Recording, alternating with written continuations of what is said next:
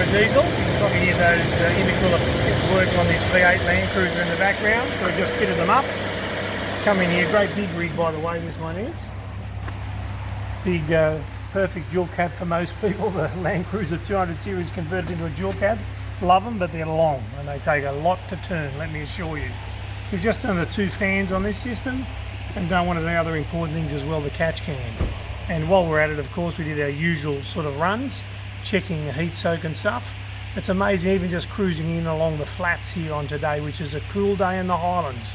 We're not North Queensland or WA or Perth or up in Darwin. We're at the Southern Highlands of Sydney and it gets pretty cool up here. We've got about a 20-degree day and we were seeing about 50 degrees cruising along.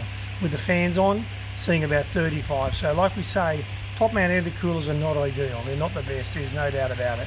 Totally agree with all the argument on that fact. But it's here to stay. You may as well do whatever you can to live with it, particularly on the V8s. So like an ice box, you don't put the beer in and then put the ice in later. You put the ice in to chill it down, so when the warm beer goes in, it of course has more reserve in there to chill everything down.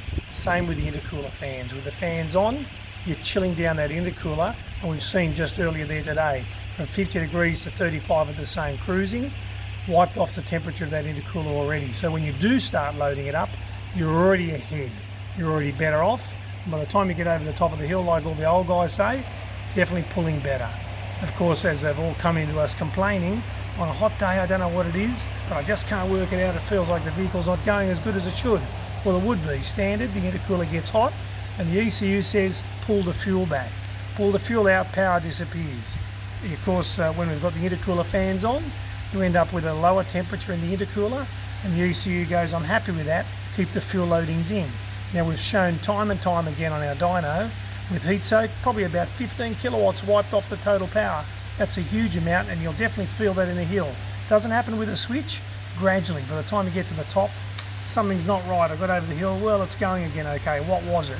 With the intercooler fans on, obviously more stable all the way through. So a good mod to think about doing on your Landcruiser 200 series, or your 70 series, or in this case, the Dual Cab 200 series. Wouldn't it be great if Toyota brought them out? And of course, one of our catch can systems. To see more of these videos, keep watching our Facebook, YouTube, Instagram, or look us up at berrimadiesel.com, where you can find out more about looking after your diesel.